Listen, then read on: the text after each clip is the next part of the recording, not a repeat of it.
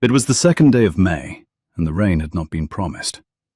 Frederica Hartwell had walked out from Park Street under a sky the colour of clean linen, and by the time she reached the western corner of Hyde Park, the sky had turned to pewter, and was beginning, with little ceremony, to come apart.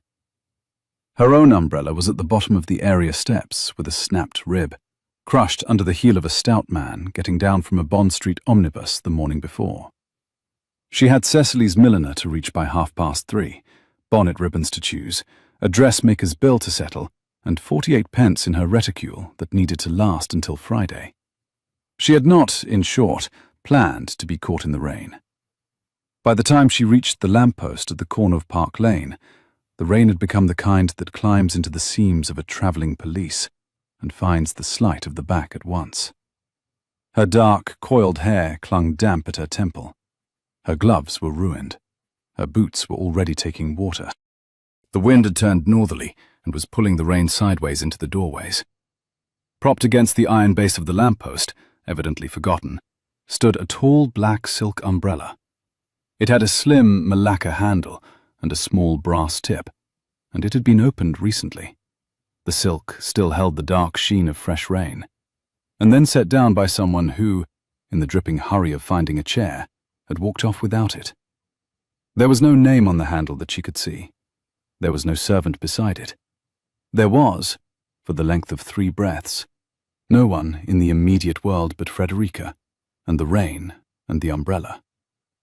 She did consider it. She considered, in the cold, practical fragment of her mind that had managed her aunt's household accounts since she was 16, that the milliner's was 4 streets away, and the rain would not stop for her.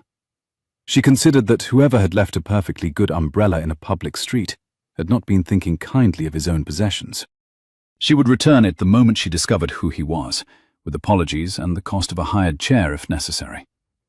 She lifted the umbrella, opened it, and stepped out from under the lamppost with 3 small, purposeful strides.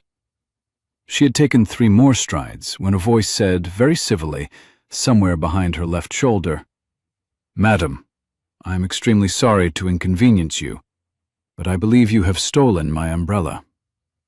Frederica stopped where she was on the wet pavement. The umbrella stopped above her. The rain continued behind her. A coach went past in the road, throwing up grey water at the curb. She turned. A tall young gentleman, hatless, stood 3 paces back under the awning of a closed pastry cook's. His plain, dark blue coat, well cut, was damp at the shoulder. His tarnished bronze hair, the color of an old penny, was dark with rain and disordered at the crown. He had level grey eyes set wide above sharp, clean cheekbones, and a mouth grave that had not, she suspected, originated grave. He was, she registered in the cold, ringing instant of mortification, perhaps the handsomest young man she had seen in her life. He had no umbrella. He had no hat. He had not, plainly, planned to be caught in the rain either.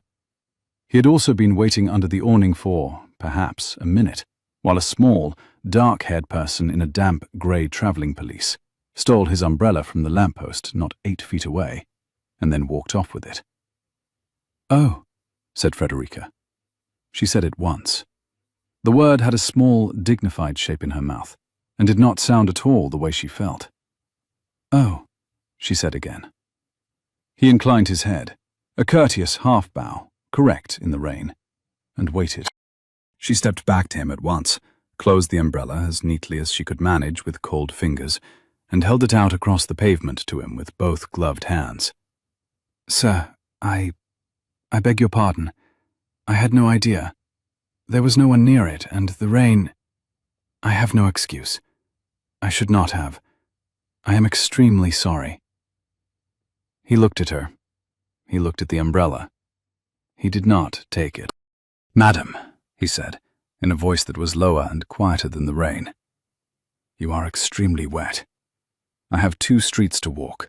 You, I would guess, have rather more.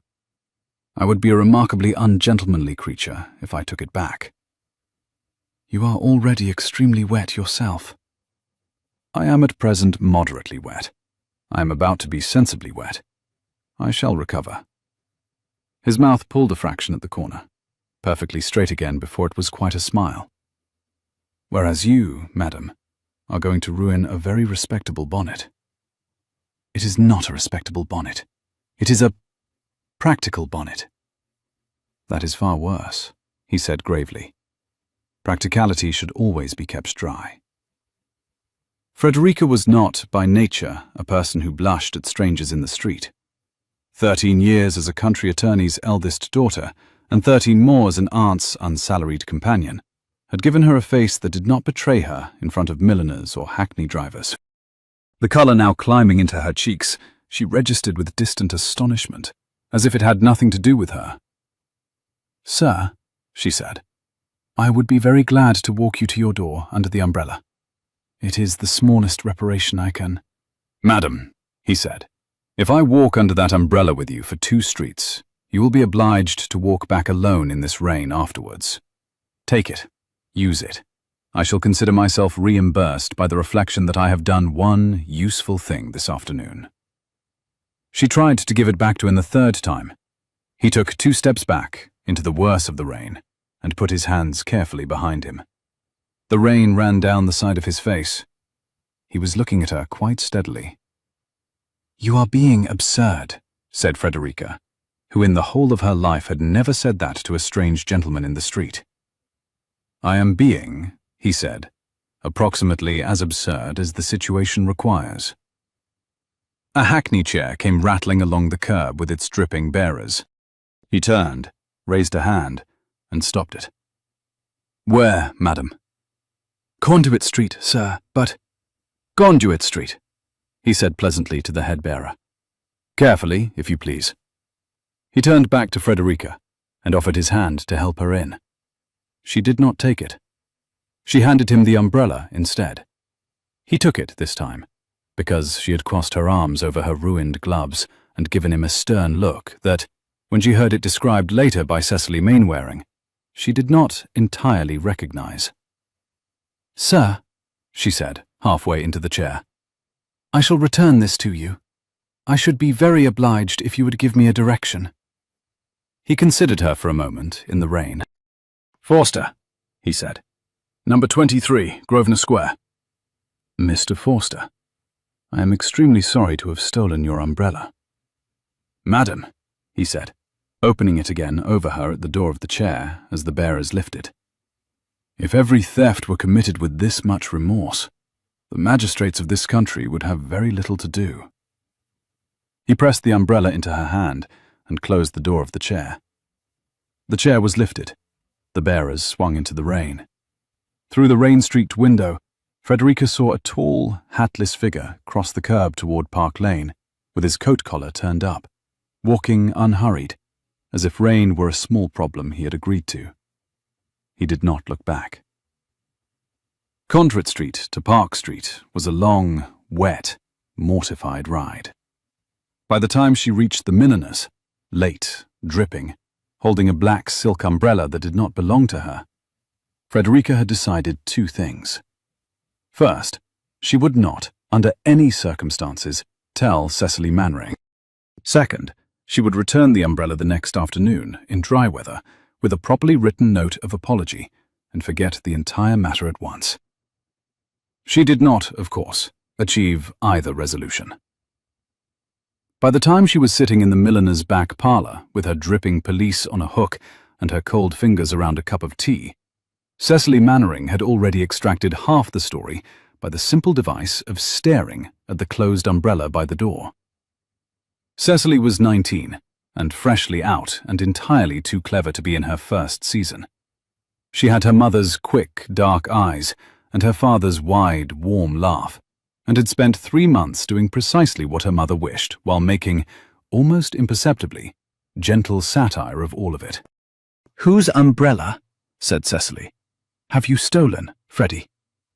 "I did not steal anything," said Frederica.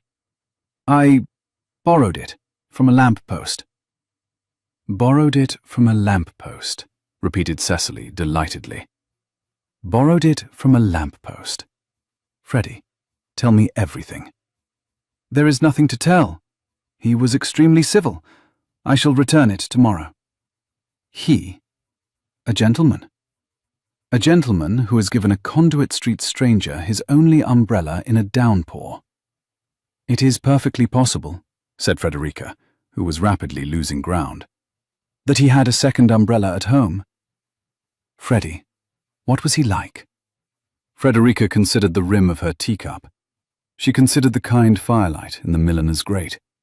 She considered, against her will, the rain on the side of a clean cheekbone, and the correct half-bow under an awning, and a voice that had said, very low, that practicality should always be kept dry. He was extremely tall, she said, and his coat was very wet. Excellent, said Cecily, who was 19 and had heard worse stories than this in the same parlour from her own friends. An extremely tall man with a very wet coat. I shall make a note of it. Have you a name? Mr. Forster, number 23, Grosvenor Square. There was a small pause. Cecily set her teacup down on the saucer with the careful precision she had been taught at the age of 7 by her governess, and had been employing ever since whenever something was about to be very entertaining. Freddie, she said. Grosvenor Square, number 23. Yes. My darling Freddie, that is not Mr. Forster's house. That is Westbridge House. Frederica looked up. It belongs to the Duke of Westbridge, said Cecily, who is 26 and inherited it 6 months ago, when his elder brother was lost at sea coming home from Lisbon, and is presently, my mother tells me, the most pursued young man in London. You have stolen the Duke of Westbridge's umbrella. I have not stolen it. You have walked off with the Duke of Westbridge's umbrella in the rain, and the Duke has given you his only chair and walked back through Park Lane without a hat. Freddie, you have ruined me. I shall be an old woman in a corner saying, my cousin Freddie once stole a Duke's umbrella. Cecily.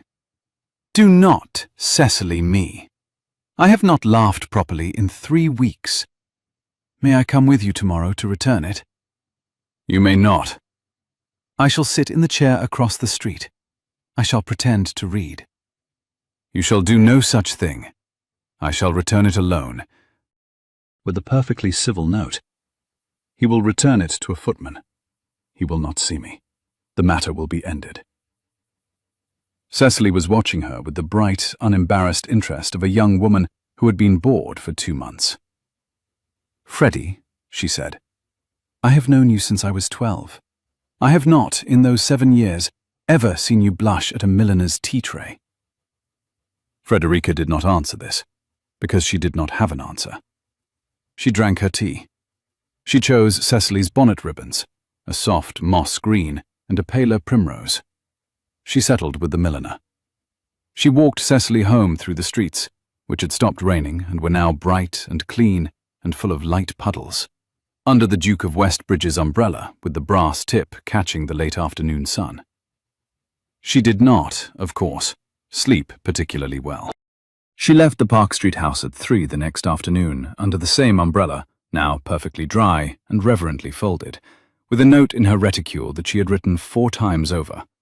The note said, Sir, I return your umbrella with my warmest apologies for yesterday's misadventure, and with my thanks for your great kindness in the rain. I shall not occupy more of your time than is necessary to deliver it. Believe me, with much regret for the inconvenience caused, your obedient servant, F. Hartwell. It was, she thought, a correct note. It admitted everything and demanded nothing. The footman would carry the umbrella up the stairs. The Duke, if he ever read the note, would crumple it onto a salver and forget her name within the hour. 23 Grosvenor Square was a great pale stone house with a black iron railing and a broad, clean step, 2 trimmed bay trees in green-painted tubs at the door, and the brass knocker polished to the brightness of a new shilling. The sky was the high, clean blue of late spring. She had only to walk up 3 steps and hand the umbrella to the footman. She walked up the 3 steps. She lifted the knocker. In the moment before she let it fall, she smoothed the cuff of her left glove with her right thumb, a small habit she had had since she was 16, of steadying her hand before she did something she did not, in her heart, wish to do. The knocker fell once, neatly. The door was opened, quickly enough that she suspected the man had heard her step, by a tall, thin, silver-haired butler with the expressionless, courteous face of a man who had been politely letting in the difficult relations of dukes for 35 years. "Madam." "Good afternoon," said Frederica. I have come to return this umbrella to His Grace. I believe it is his. I shall not trouble you further. If you would be so good as to hand him this note." "Madam," said the butler, with the smallest dip of his head, "if you would be good enough to step into the hall. His Grace asked particularly that you should not be turned away if you came." Frederica stood quite still on the broad, clean step, with the umbrella in one hand and the note in the other. "Madam?" "I am very sorry," she said. "Did you say that His Grace had particularly asked—" "That you should not be turned away, madam, if you would be so good." She stepped, somehow, into the hall. It was a tall, pale hall, with a black and white marble floor, and a wide, soft-carpeted stair rising at the back, the air cool and smelling of beeswax and white narcissus. She was offered a gold silk chair. She did not sit. She stood with the umbrella and the note in her gloved hands and watched the stair. Then she heard a step, perfectly even, perfectly unhurried. She turned. The Duke of Westbridge was coming down. He was dressed for the morning in a plain dark coat and a pale buff waistcoat, and the loose ribboned cravat of a country gentleman who had no calls to make until 5. His tarnished bronze hair was perfectly dry. He was, she registered with the unworthy clutch of yesterday's mortification, exactly as handsome as she remembered. He saw her. He saw her in the second gold chair's vicinity, and in his face there was a particular movement. Not surprise. He had known perfectly well who would be in his hall this afternoon. That she could only have called pleasure. "Miss Hartwell." "Your Grace?" She did not curtsy, because she was holding an umbrella and a note. She did, somehow, manage to bow her head a little over the umbrella. I have come to return this." She held it out. "It is yours. I should not have taken it. I am extremely sorry. I had no idea."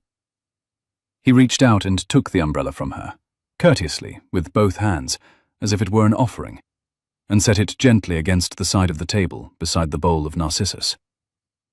"Thank you," he said. "I had hoped he would come."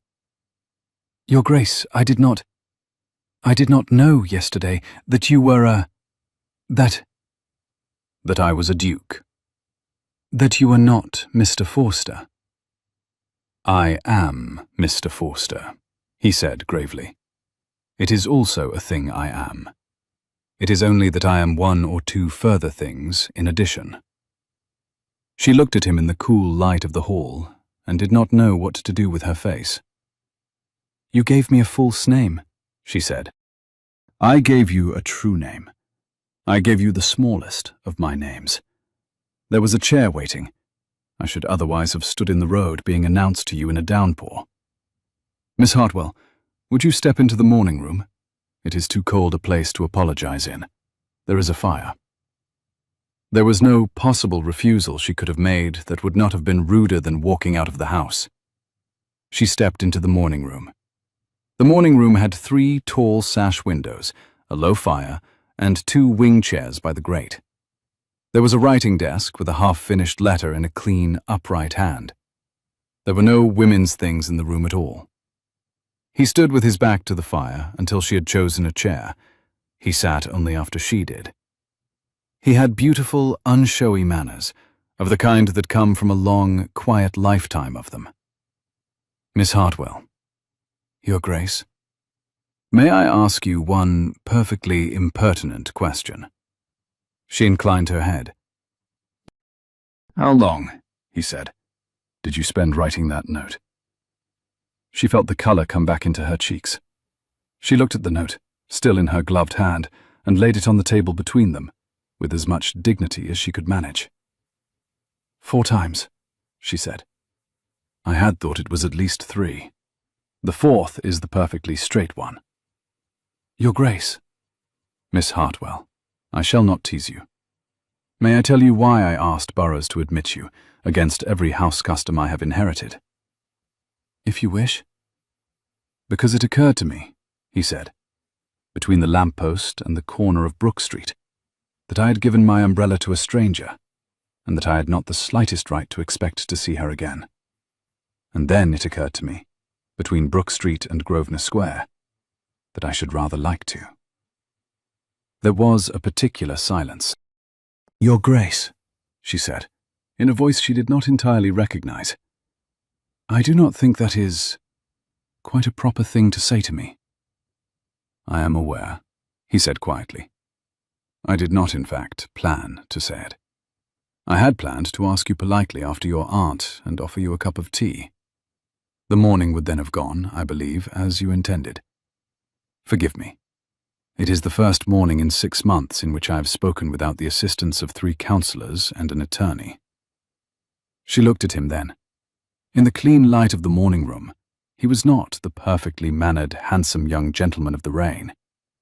He was a young man with quiet, grey eyes, a clean-cleaved cheekbone, and a faint shadow at the temple where the rain had dried.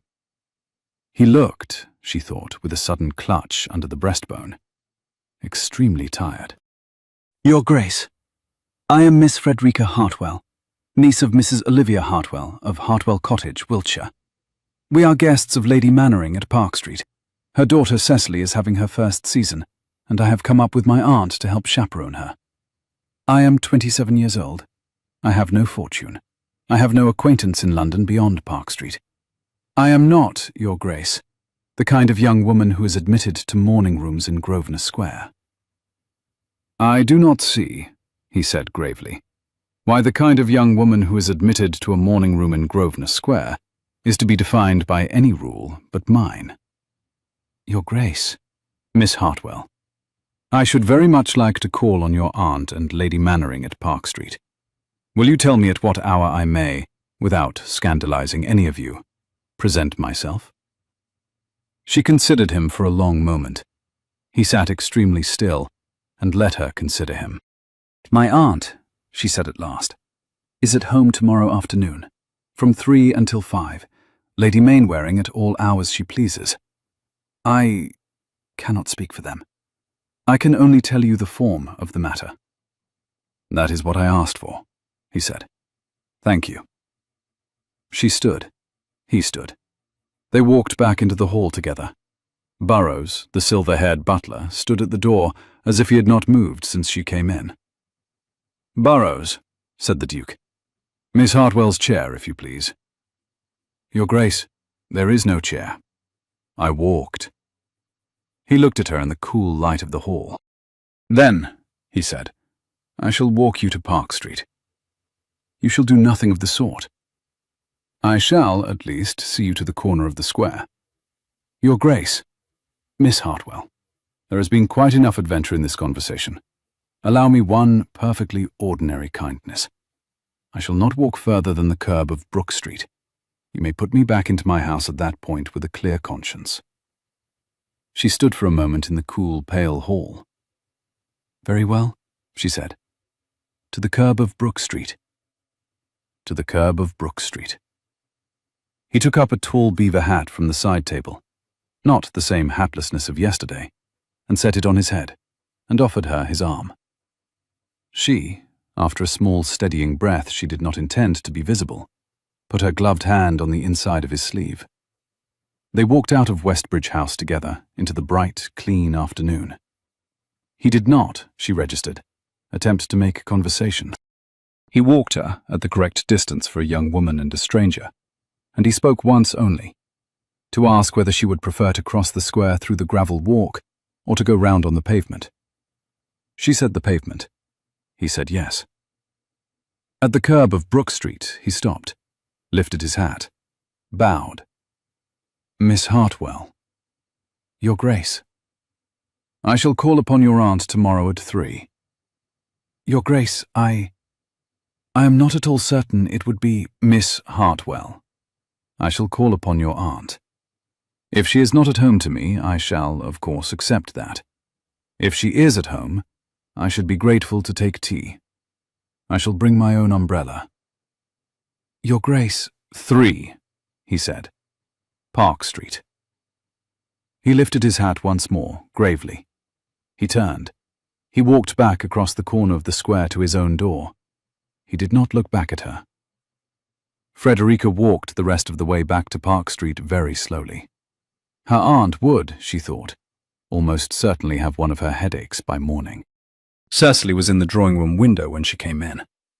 Cecily had been in the drawing-room window for an hour, and she had had quite enough time to see Frederica walk up to the door of Park Street on the arm of a tall young gentleman in a beaver hat at the curb of Brook Street. "Freddie," said Cecily, before Frederica had quite shut the door.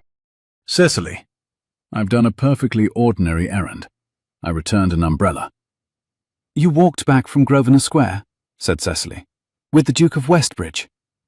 "To the curb of Brook Street." "To the curb of Brook Street," said Cecily, in tones of religious reverence. "Freddie, Freddie, he is calling on Mamma tomorrow at 3, is he not?" "He is calling on my aunt." "My darling Freddie," said Cecily Mannering, who had not laughed properly in 3 weeks. "This is the best thing that has ever happened in this house."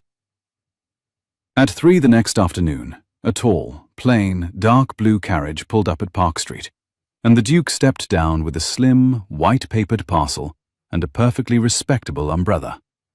Lady Mannering received him with the composed, cordial brightness of a woman who had been told an hour before that a duke was coming to tea, and had spent the intervening hour rearranging 4 chairs.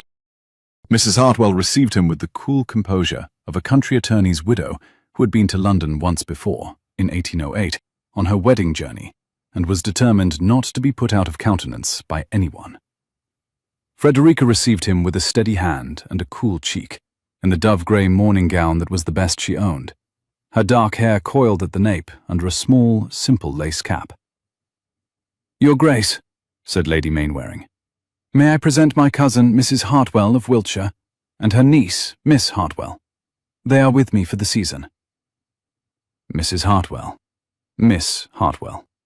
He bowed gravely. He set down on the side table the slim white-papered parcel.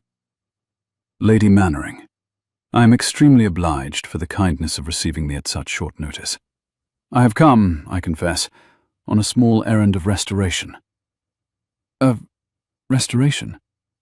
"Miss Hartwell," he said, "did me the favour, 2 days ago, of taking refuge from a rainstorm in a hired chair, having borrowed an umbrella that proved, on reflection, to be mine. I should like to make her, on a perfectly equal exchange, a small gift, in apology for the abrupt manner of our introduction."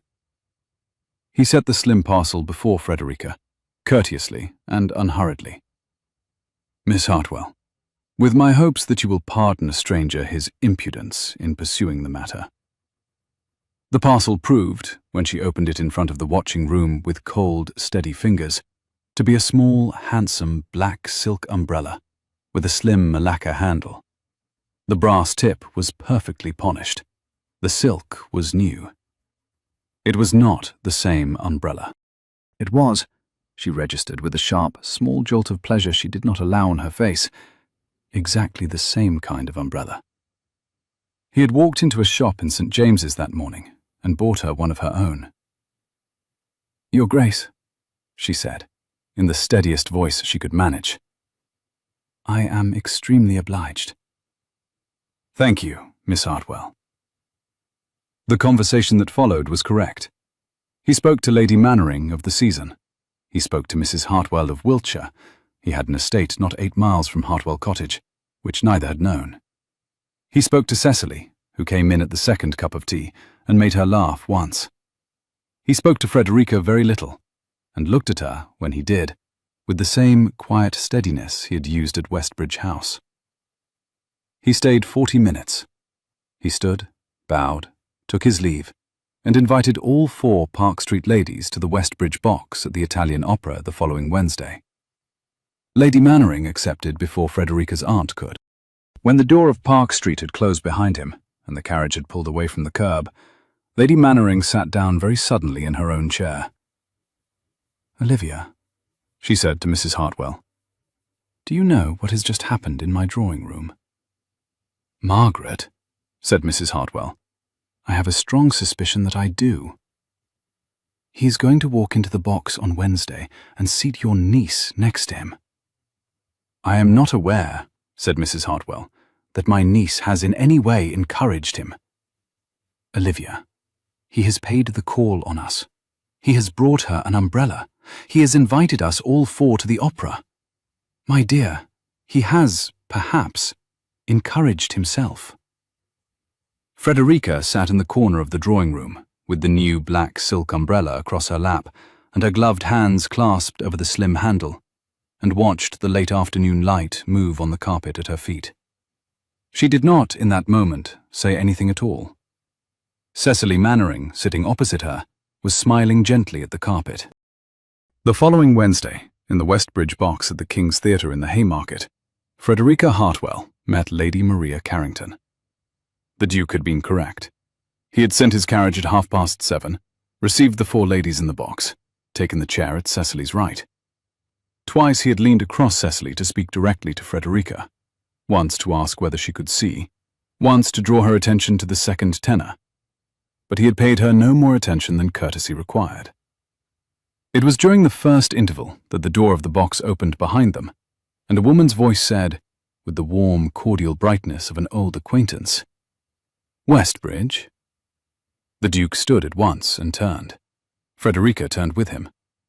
In the doorway of the box stood the most beautiful young woman Frederica had ever seen in her life.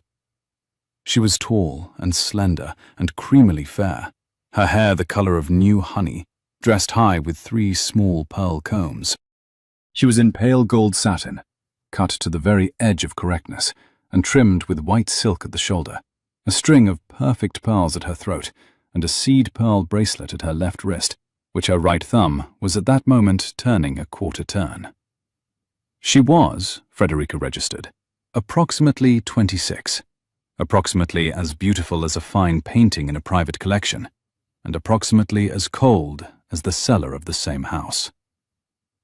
"Lady Maria," said the Duke, "how do you do?" "You are extremely shockingly inattentive," said Lady Maria, smiling. "You have not been in our box once this evening. Mamma says she shall have to write to the Dowager." "I am at present," said the Duke, with the same grave courtesy he had used to Mrs. Hartwell, "the very imperfect host of my own. Lady Maria, may I present Mrs. Hartwell of Wiltshire, Miss Hartwell, Lady Mainwaring, and Miss Mainwaring. Ladies, Lady Maria Carrington." There was a particular pause. Lady Maria's pale gold gown rustled once, as she came perfectly into the box, and made her 4 perfect curtsies. "Mrs. Hartwell, Miss Hartwell, Lady Mainwaring, Miss Mainwaring. How charming." She used the word charming in the perfectly even tone of a woman who knew it would land as a slight on 3 of the 4. It landed. She did not sit. She stood with one gloved hand on the back of the Duke's chair and made conversation with the box, turning once to Cecily, once to Mrs. Hartwell, with a remark about a Mrs. Hartwell of Wiltshire, her dear mamma recalled from Bath. Mrs. Hartwell, who had never been to Bath, said gravely that she did not believe it could be, and not at all to Frederica. She turned, however, to the Duke, repeatedly. The bell rang at the close of the interval.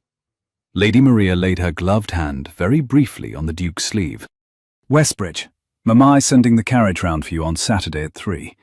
We shall expect you in Berkeley Square." "Lady Maria, you are very kind. I am at present uncertain of my engagements for Saturday." "You shall come. Mamma insists. She has the new Italian songs. She has been promising you them for a fortnight." The seed pearl bracelet turned a quarter turn under her gloved thumb. "I shall not let you escape me a second time." "Lady Maria." 3 on Saturday." She inclined her head perfectly to the rest of the box, very briefly, and let herself out. The Duke did not, Frederica noticed, sit down at once when the door closed behind her. He stood for a moment at the back of his chair, with one hand on the carved rail, and looked at the floor of the box. His face was correct. There was, around the line of his jaw, a quiet, small set that had not been there during the first act. He sat. He turned the conversation, with grave, gentle courtesy, back to the singers. It was at the second interval, when the four ladies had gone out into the corridor to take the air, that Lady Maria appeared at Frederica's elbow. "Miss Hartwell." "Lady Maria?" "My dear, may I take your arm for a turn? There is a very dreadful press of people on this end of the corridor. I should like to walk to the far window." There was no possible refusal. Frederica gave Lady Maria her arm. They walked 12 paces along the candlelit corridor in the soft murmur of 100 opera-goers in their finest, until they were at the alcove at the far window, where no one in particular was standing. Lady Maria stopped. She looked at Frederica with the perfectly pretty smile she had used in the box. "Miss Hartwell, I shall be perfectly plain. I think you very pleasant, very pretty, possessed of correct manners. I do not mean to wound you. May I speak as a friend?" "Lady Maria," said Frederica quietly, "you are not obliged to." "I shall. The Duke is a very kind man, and a very lonely one at present. He has lost his elder brother. He is 6 months in mourning. He is doing what young dukes do, paying calls, going to the opera, being kind in the rain to strangers. Do not read into his attentions more than the natural good manners of a gentleman." "Lady Maria, I am not aware that I have read anything into anything." "Of course not." The seed pearl bracelet turned a quarter turn under her thumb. "But the daughter of a country attorney does not catch a Duke of Westbridge. Do not mistake a duke's umbrella for a duke's intentions." Frederica stood quite still in the candlelight of the alcove. She had been spoken to, in 26 years, by enough country gentlewomen and Bath dowagers and London matrons to know the precise pitch of the private cruelty intended only to settle an account. What she had not, until this evening, known was that the women who do this in candlelit alcoves at the King's Theatre do it without a single false note. She inclined her head a quarter inch. Her gloved hand smoothed the cuff of her left glove. "Lady Maria," she said, "I am extremely obliged for your concern. I shall remember it." "My dear, I knew you would understand." Lady Maria laid her gloved hand very briefly on Frederica's arm. She inclined her head perfectly. She walked back along the candlelit corridor toward her own box.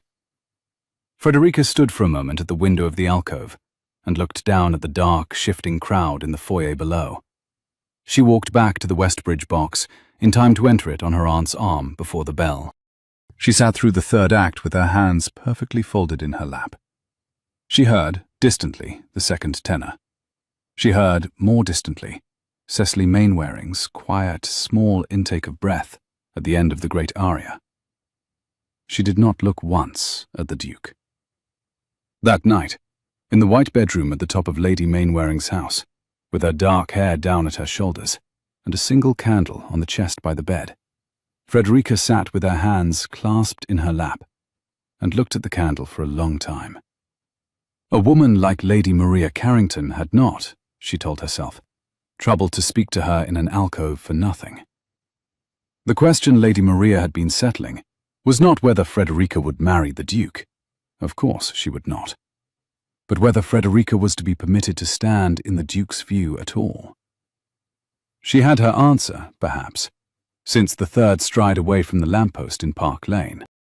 She would help Cecily through her season, as she had been brought to London to do, and in October she would return to Hartwell Cottage and to her aunt's parlour. She blew out the candle. She did not, however, sleep for a long time, and when she did, she dreamed of rain. In the 10 days that followed, she saw the Duke twice in the public way of a London season. Once at Almack's, where he asked Cecily for the second set, and once at the British Museum, in the Egyptian gallery. And not, in either house, did he ask Frederica to dance. He did, however, send to Park Street on the 7th day a slim, white-papered parcel containing an exquisite copperplate engraving of a pale yellow daffodil framed in thin black moulding. The card read, "For Miss Hartwell, who said at Wednesday's opera that she had liked the plate of the daffodil at the Pall Mall print shop. W."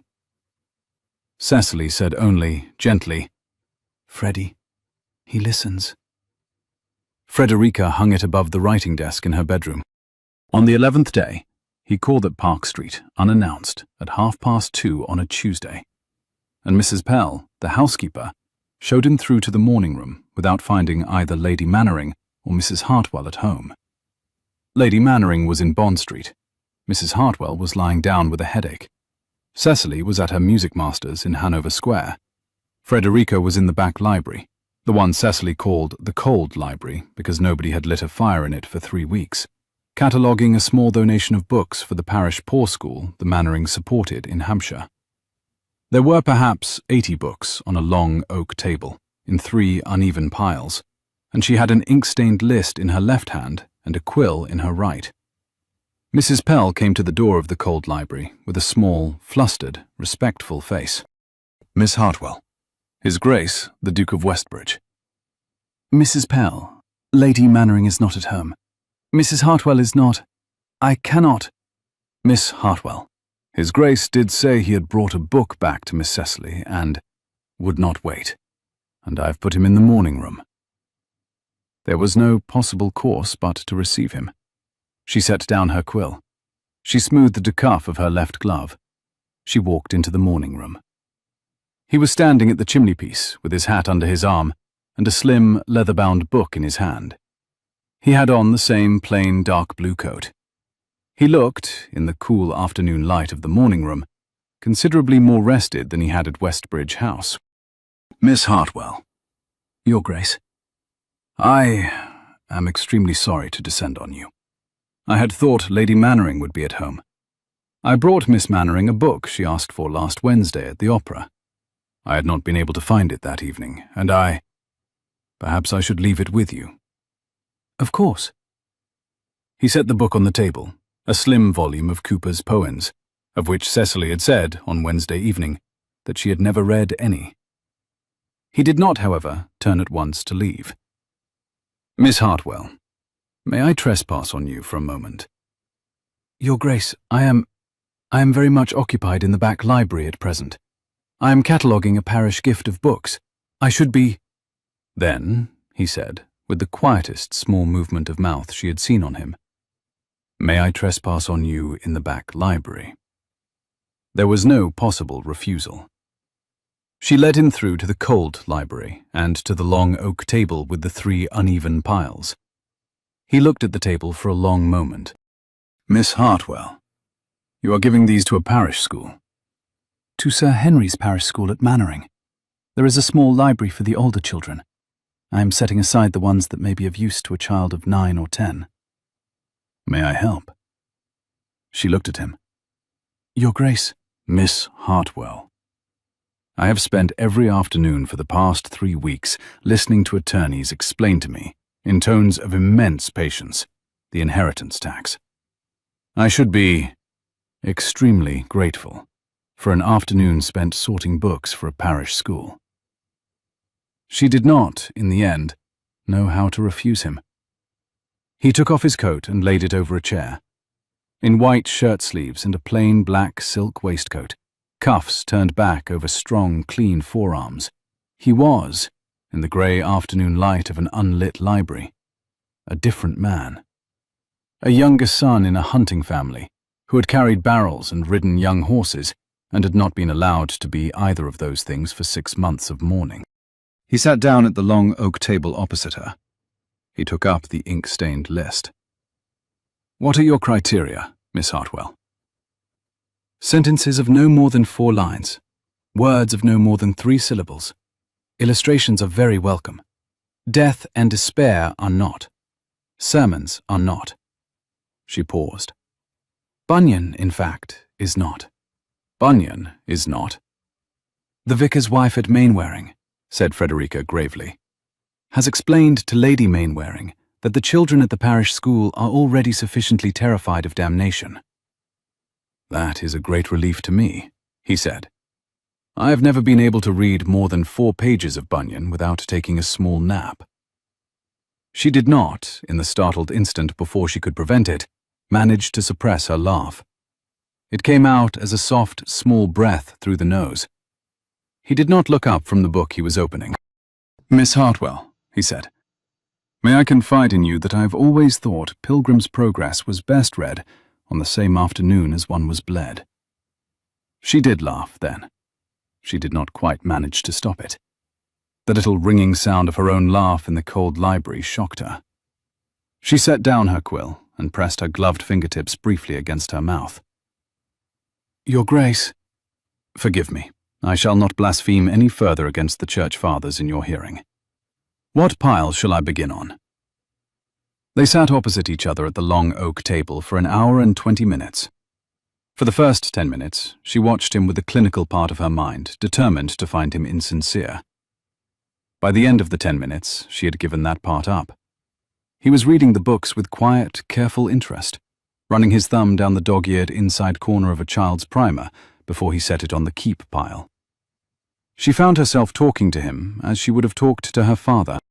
He told her about his elder brother Edward, 3 years his senior, the brother who would have been Duke, the man who had spoken to attorneys and written the difficult letters to the tenants. Adrian. He gave her his Christian name once and apologized at once. She did not correct him. Had been the spare, intended first for the army, then for the church, because Edward would do all of it. He had been 26 when the news came in November. 6 months ago, he said. I had not, before November, sat down at a writing desk in my own life to write a letter that could not be cancelled. Your Grace. I am finding it slow, he said. I am finding it slow. The attorneys are very patient. They are men who were patient with my father and my brother. They are also, I think, clear that they had not expected to be teaching me any of it. I am clear about that, too. She set down her quill and looked at him across the table. Your Grace, I do not think a man becomes a Duke of Westbridge in 6 months. No, he said. I do not think he does either. There was a small silence. She told him then as much of her own life as had any business being in such a conversation. About her father, Mr. Edmund Hartwell, attorney of a small Wiltshire market town, and her mother, the 3rd daughter of a country clergyman. She told him about a November journey from Marlborough back to Hartwell Cottage when she was 14. Heavy rain on the chalk road, a steep bridge the wheel had caught wrong. The chaise had not come back through the bridge. She had not, she said, ever in 13 years said any of that to a stranger. You see, Your Grace, I have always thought the rain was a particular thing of mine. He did not, when she had finished, say anything for a moment. His grey eyes were level on the green-bound spine of a child's primer. Miss Hartwell, he said, if I had known you yesterday, I should not have laughed at your stolen umbrella. You did not laugh. I almost did. I almost did, for 1/2 second, before I realized what kind of face you had. What kind of face had I? You had the face, he said, of a woman who had not, in some time, been kind to in the rain by anyone at all. She set her quill down on the long oak table. She did not look at him for a moment. The cold, pale afternoon light fell on the green-bound spine of the primer between them. There was a fly somewhere at one of the high library windows. The little brass tip of her own new black silk umbrella was sticking up out of the stand by the door. Your Grace, she said, I think the housekeeper will be wondering where I have you. He stood at once. Of course, he said. Forgive me, I have gone on. You have not gone on. You have been very... Miss Hartwell. He gathered his coat. Will you forgive me the impertinence of asking you one question? If you wish. You will not, I hope, be returning to Wiltshire before October. I shall not. Then I shall hope, he said, to have, between now and October, a great many further small impertinences forgiven me. He bowed gravely. He took up his hat. He left through the back hall, before either of the two senior ladies of the household had returned. Frederica did not finish the cataloguing of the books that afternoon. She sat for an hour at the long oak table with the green-bound primer under her hand. She did not, that night, write a letter to anyone. She walked, at the close of the candle, to the writing desk under her bedroom window, where the soft engraved daffodil hung in its thin black moulding, and she stood for a moment, looking at the pale yellow flower on the creamy laid paper. She did not, in fact, sleep until the hours of the morning. 3 days later, she found, on the side table in the morning room at Park Street, a small, new, slim volume of Cooper's letters, bound in cream calf, with the Westbridge bookplate carefully removed. There was no card. There was a folded slip of paper inside the cover, on which had been written, in the same clean, upright hand, "For your back library, W." She sent him, in return, by Mrs. Pell the housekeeper on the following morning, a small, slim volume of her father's old copy of Cooper's poems, with one corner of the page at "The Task" turned gently down, and a folded note that said, "My father read this aloud to my mother in the winter of 1810. I do not know that he ever made it through the third book without crying. F.H." She walked, that afternoon, down to the front railing of Park Street, and stood in the open doorway looking out at the bright, pale sunshine on the dust of the road and the gilt of the windows opposite, and was perfectly still for a long moment. She knew then the precise shape of the difficulty in which she now stood. She knew that whatever Lady Maria Carrington had told her in the candlelit alcove of the King's Theatre had not, in any small measure, been wrong. And she knew also that whatever the Duke of Westbridge had told her in the cold afternoon light of the back library was not, in any measure, false. The two things, she thought with the cool back of her mind, were both perfectly true, and they were both equally inconvenient. It was on the morning of the third Friday in May that the paragraph appeared in the Morning Post. Mrs. Hartwell read the paper at the breakfast table in Park Street, as she had for 35 years. She read aloud the social paragraphs of the second page, the engagement of a Miss Lascelles in Lincolnshire, the marriage of an Honourable Mr. Petersfield at St. George's, Hanover Square. She read then, in the clean voice of a woman who has been reading 3-line paragraphs aloud since 1791, "His Grace the Duke of W. and Lady Maria C. have been observed much in each other's company at the late assemblies. The Earl of L. is said to be very far advanced in his preparations at the family seat of Linfield Park for a great alliance which will be the surprise of no one before the close of the season." There was a particular silence at the breakfast table. Mrs. Hartwell set down the paper without comment. She picked up her teacup. She drank. Cecily, on the other side of the table, looked up from her bread and butter. "Mamma, Cecily. That is—" "Cecily," said Lady Mainwaring evenly, "eat your toast." Frederica laid her bread and butter very carefully on the side of her plate. She had been about to take a sip of her tea. She set the cup down on its saucer at the precise small clink it had been making for 30 mornings in a row, and she rose. "Aunt, Lady Mainwaring, I beg you will excuse me. I have 1 or 2 notes I must write before noon. I shall write them in the garden, if I may.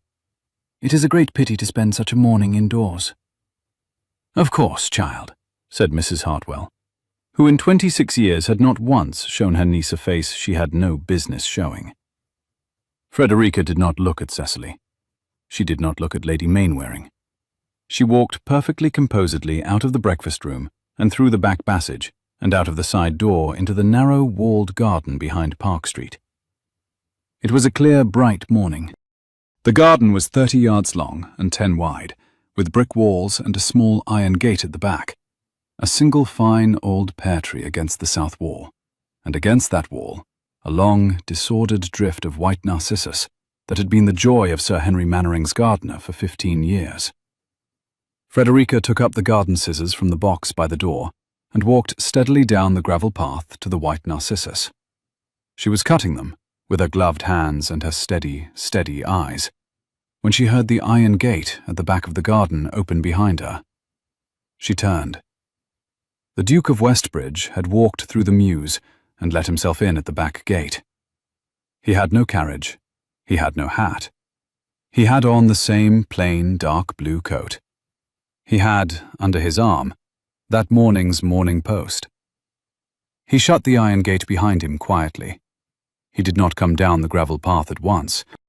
He stood for a moment at the gate, looking down the length of the garden, with the bright morning sun on his uncovered hair, and he watched her for the steadying breath she did not know was visible. "Miss Hartwell." "Your Grace?" He came down the gravel path. He stopped 3 paces from her at the south wall. "You have," he said, "read this morning's Morning Post." "I have." He set the folded paper carefully on the wrought iron garden seat at the wall. He looked at her, level and steady, in the bright morning light. "Miss Hartwell, I have not in any conversation, in any house in London, said one syllable to confirm the paragraph you read this morning. I did not write it. I did not authorize it. I had not, until I read it in my own breakfast room, the smallest notion that it would be in this morning's paper. I came directly to this garden because I was not prepared to send an apology by Lady Mainwaring's footman." "Your Grace." "I do not know," he said, "what you have heard, or what you have thought since Wednesday last. I do not, in fact, ask. I ask only that you allow me to tell you, here, in this garden, in your own ear, that you should not, for one further hour, believe that paragraph." She stood at the south wall with the white narcissus in her gloved hand, and her gloved thumb gently smoothing the cuff of her left glove. She did not, for a moment, speak. "Your Grace," she said quietly, "I have not asked you." "No," he said, "you have not.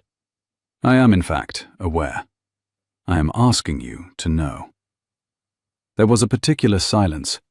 She did not look at him. She looked at the bright, clean morning sun on the brick of the south wall behind him. "Your Grace," she said, What does the Earl of Linfield want, then?" "He wants his daughter to be a duchess. He has wanted it, I believe, for 3 years.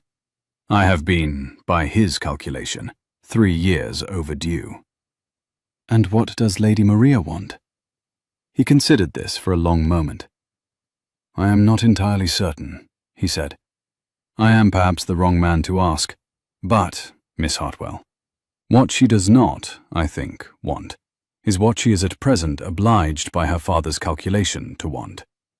I should not say more." "And what," she said, in a voice that was a little quieter than the last, "does your Grace want?" He looked at her then. The bright morning sun was on the side of his face. "Miss Hartwell, I have been 6 months a duke, and have not yet had the impertinence to want anything at all. I came into this garden this morning because I read a paragraph in a public paper that placed me, by implication, where I should not, on any honourable account, be placed. I came to tell you that. I did not come, and I shall not come, this morning, to tell you anything further." "Your Grace."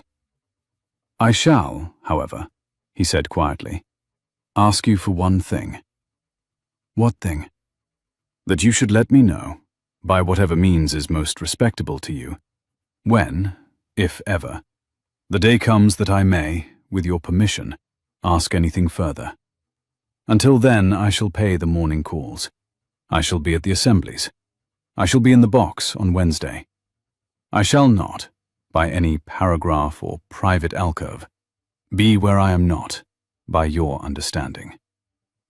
She did not for a moment speak. She lifted the white narcissus in her hand. She set it, with the others, in the willow basket at her feet. Your Grace, she said, I am going to ask you, in return, one perfectly impertinent question. You may. Have you been in this garden, in your life, before this morning, on any other occasion? He considered. No, he said. Then how did you find your way through the mews? He smiled. It was the first proper smile she had ever seen on him. I asked, he said gravely, your aunt's coachman, who is at present cleaning my carriage at the mews end. Your Grace. Miss Hartwell. He was extremely obliging. She set down the garden scissors on the wrought iron seat. She stood for a moment in the bright, clean morning light. Your Grace, she said, I shall let you know, by whatever is the most respectable means I can devise, when I have known the answer to your question. I do not know it this morning. Miss Hartwell, that is more than I came hoping for. It is not, however, very much. It is enough. He stood for a moment in the bright morning light. He bowed gravely. He turned. He walked back up the gravel path, opened the iron gate at the back of the garden, and went out into the mews. Frederica stood at the south wall for a long moment, with the white narcissus in the willow basket at her feet, and she looked at the folded square of the Morning Post on the wrought iron seat where he had laid it. She took it up. She walked back up the gravel path. She folded the paper twice more, with steady hands, and she dropped it into the kitchen fire on her way past the kitchen door. The umbrella came back into the story a fortnight later, on a Thursday afternoon outside Hatchard's bookshop in Piccadilly. Lady Manwaring and Mrs. Hartwell had gone ahead by carriage to a private exhibition at the Royal Academy. Cecily and Frederica had walked down from Park Street to meet them at 5, and had spent half an hour in Hatchard's choosing a new novel of Miss Edgeworth's, discovering, at the back counter very perfectly accidentally, the Duke of Westbridge looking through a pamphlet on parish poor laws. There had been the grave greetings, the civil exchange about the weather, and the Duke's correct offer to walk the ladies as far as Bond Street. They had been 3 paces past the door of Hatchard's when the sky, which had been a high, clean spring blue, turned, in the impudent London manner, to a sudden iron grey, and the first heavy drops were striking the curb. The Duke of Westbridge had, this time, an umbrella. He had also, by perfect accident, or perfect arrangement, the same umbrella. It was the same slim black silk umbrella with the malacca handle and the brass tip. He had carried it in the inner pocket of his coat, in the way a country gentleman carries his pencil. He had it in his hand by the time the 3rd drop fell. He opened it. He held it over the 3 of them, and there was, instantly, the obvious necessity that someone would have to be the one to walk on his arm under it. Cecily Mainwaring, who was 19 and had not laughed properly in 3 weeks, said, with the perfectly serious face she had been keeping in reserve since the milliner's parlour, Your Grace, I am so sorry. I have a perfectly excellent pelisse, and I do not in the smallest mind a few drops. And Freddie's bonnet is the practical one. If you would be very good, take her arm under the umbrella. I shall walk a pace behind. I shall not get wet at all. Frederica did not, in that moment, look at Cecily. If she had looked at Cecily, she would not, she thought afterwards, have managed to keep her face. The Duke offered Frederica his arm. She took it. She took it through the gloved cuff. They walked the corner of Old Bond Street under a single black silk umbrella, with the rain running down the silk and the brass tip catching the iron light. He did not, for the first 50 yards, say anything at all. At the 51st yard, he said, quietly, Miss Hartwell, I have, I believe, done one small thing this afternoon that I shall confess to. Your Grace. I knew, before I left Westbridge House, that there was a storm coming up the Thames. I had the umbrella. I did not, I assure you on my honour, know that you would be at Hatchard's at 4. Your Grace, I am quite capable of believing that. I hoped, he said, that you would. The umbrella over them was silent in the rain. Their gloves were touching at the inside of his sleeve. Cecily Mainwaring was walking a quiet, perfectly happy 3 paces behind, with her own bonnet ribbons damp and her own face perfectly composed. "Your Grace," said Frederica, at the corner of Bruton Street, "I am, this afternoon, beginning to suspect that you have been carrying that umbrella in your pocket for 2 weeks.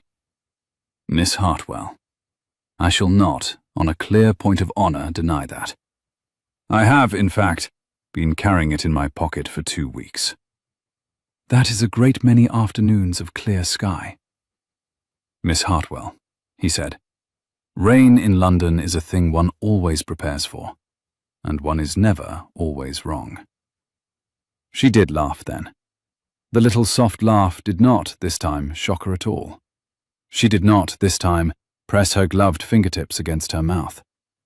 She walked the rest of Bond Street on the inside of the Duke of Westbridge's sleeve, in the rain, under his umbrella, and she did not, by the time they had reached the Royal Academy, withdraw her hand. Lady Mainwaring had been an observant woman for 44 years, and by the close of that wet Thursday, she had observed quite enough. She arranged, at the second post, a private dinner at Park Street for the following Wednesday, 6 covers, family style, inviting the Duke, Sir Henry, Mrs. Hartwell, Cecily, and Mr. Maitland, the suitable young Foot Guards officer who had been Cecily's second partner at Almack's. She did not invite Miss Hartwell. The table was set for 6, and the sex ratio was perfectly balanced. Dear Frederica would not, she gravely explained to Mrs. Hartwell over the second pot of tea, mind sitting out a single small dinner, so that the table should be balanced for a particular young man, whom Cecily must be brought, this season, to consider. Mrs. Hartwell, who was a country attorney's widow, set her cup down on its saucer with the particular small clink she made when she did not approve of what she had just heard, and said only that her niece would do as her hostess wished. Frederica heard about the dinner from Cecily. Cecily came up to Frederica's small white bedroom at the top of the house on the Sunday afternoon, and sat on the edge of the bed with her hands clasped in her lap, and a face Frederica had not seen on her in 3 months. "Freddie," Cecily, Mamma is putting a private dinner together for Wednesday. He shall come. Mr. Maitland shall come. Papa is coming up from Hampshire for it. Mamma has told Mr. Maitland's mother that he is to sit, I believe, at my left, and the Duke at my right. And we shall— she has not said it. We shall sing for them after dinner. Cecily, you are not invited." Frederica did not, for a moment, say anything. She sat on the ladder-back chair at her writing desk, with the engraved daffodil over her shoulder on the wall, and she folded her gloved hands in her lap. "Cecily," she said, "I am, you know, perfectly content to sit out a dinner. It is perfectly appropriate that I should. I am here as your companion, not as your sister. Freddie, stop it." "Stop what?" "Stop being 27 and sensible. I'm 18 and a half, and I am being put in front of a duke. I do not want a duke. I want a perfectly nice Mr. Maitland with 3 sisters and an aunt in Cheltenham. I want to walk in Hampshire with him in October.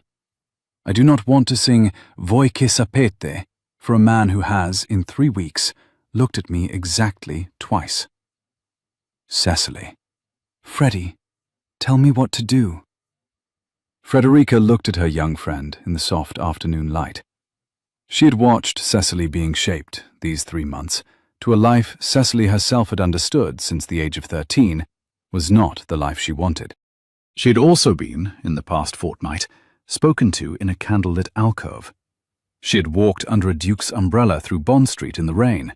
She had been, in 3 weeks, properly looked at for the first time in 26 years. Her father had once told her, in the winter of 1810, that the only useful question in any small private cruelty was what the cruelty was meant to defend. Lady Mainwaring's dinner was meant to defend Cecily's place at a dining table she did not want. Lady Maria's alcove had been meant to defend her own place at a writing desk she had no intention of leaving. "Cecily," said Frederica quietly, "I shall not tell you what to do. I shall tell you what I should do if I were 18 and a half, and were being sat next to a man whom I did not, on any private examination of my own heart, wish to marry." "What?" "I should choose," said Frederica, "the song. Your mother has chosen Voi che sapete because she has heard you sing it for your aunts in Wiltshire. The Duke has heard the same aria, very probably, at Almack's, sung by a young woman in pale lemon satin with a tutor from Milan. He will hear it again on Wednesday, and he will be courteous, and he will think you have been very well taught." "Yes. But, Cecily, you do not sing the Italian. You sing the English. You sing The Last Rose of Summer. I have heard you sing it in the back garden in March in your bedroom slippers, and for your old nurse. You sing it as a young woman in her own back garden. not the way the aunts and dukes of London expect a girl to sing it. Sing that on Wednesday." "Mamma will be furious." "Your mother," said Frederica, "will be a great deal less furious than she will be if you go through Wednesday and meet the man at the end of it with a small, steady refusal in your mouth that you have not in advance given her the smallest warning of." Cecily looked at her. "Freddie, why are you doing this?"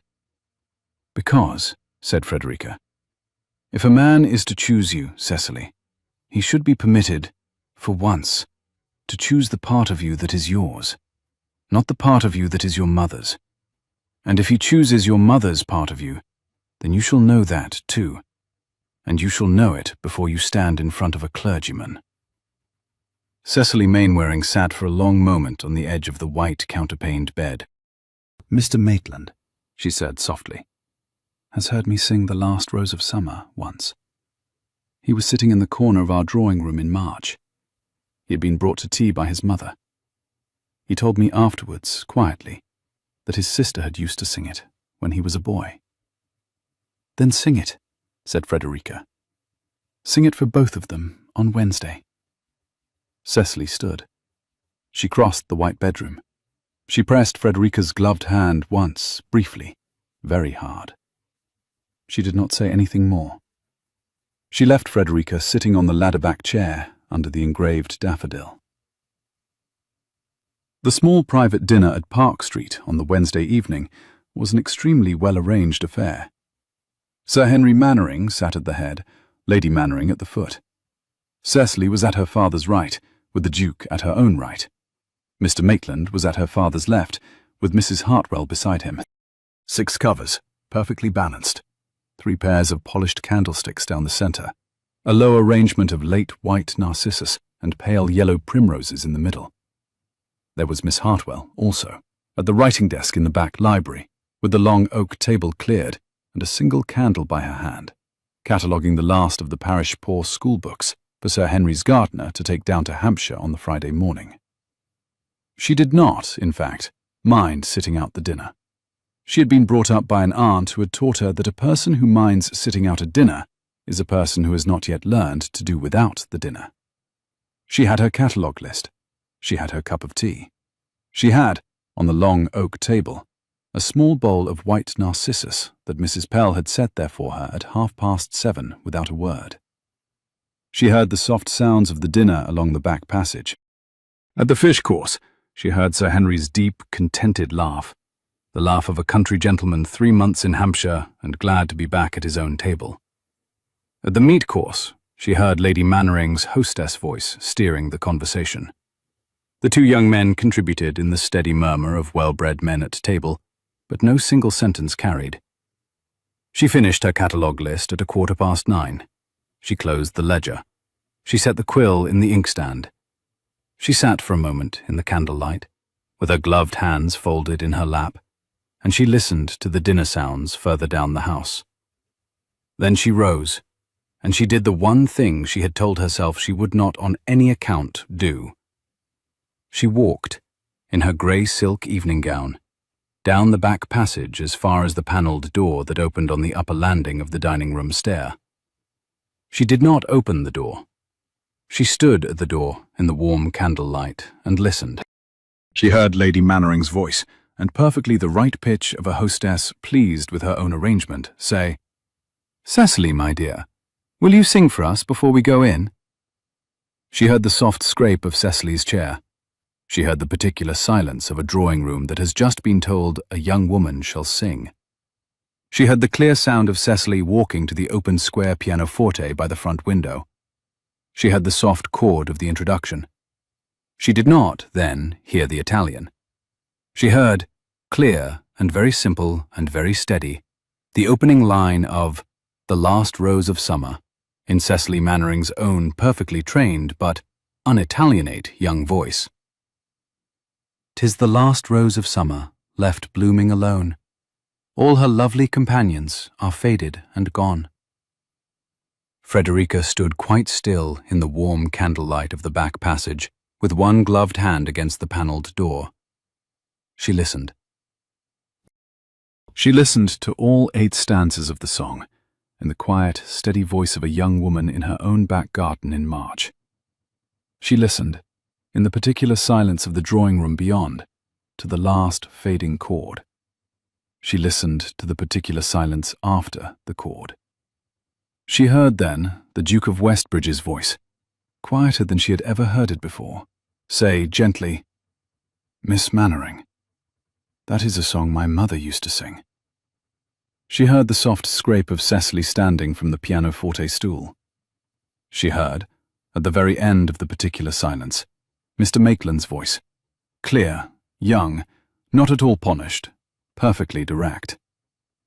"Miss Mannering, I have not heard that sung properly in 2 years." She did not hear, after that, anything she could carry away. There was a small movement of chairs. There was the particular small murmur of a drawing-room reassembling. There was Lady Mannering's voice, much higher than it had been before, requesting Cecily to sing for them, now, the Italian. Frederica walked away from the panelled door before Cecily could sing the Italian. She walked back into the back library. She sat down at the writing desk. She blew out the single candle. She sat in the dark for some time before she allowed herself to think. She had, she thought after a while, said one thing this season that had cost her her bed and her board. She did not, in any private measure of her own heart, regret it. It was a little before 10:30 when she heard the step in the passage behind her. The candle had been out for half an hour. The small back library was a soft, cold, pale dark, with the moonlight on the long oak table and the white narcissus dim in the bowl. Frederica had been sitting, motionless, with her gloved hands folded. She heard the step. She heard the clear knock at the open door of the library. She heard the Duke of Westbridge's voice say quietly, "Miss Hartwell, are you here?" She did not for a moment speak. "Your Grace." He came into the dark library. He carried a single small bedroom candle in a brass holder. He set it carefully on the long oak table. "Miss Hartwell, I came round to the back. Mrs. Pell let me in. I'm extremely sorry to disturb you. I shall not stay. I wished only to ask, are you well?" She did not stand. She did not turn her face to him. "Your Grace, I am perfectly well." "Miss Hartwell, I had not, until I came in to dinner this evening, the smallest understanding that you would not be at the table." "There was a question of balance, Your Grace."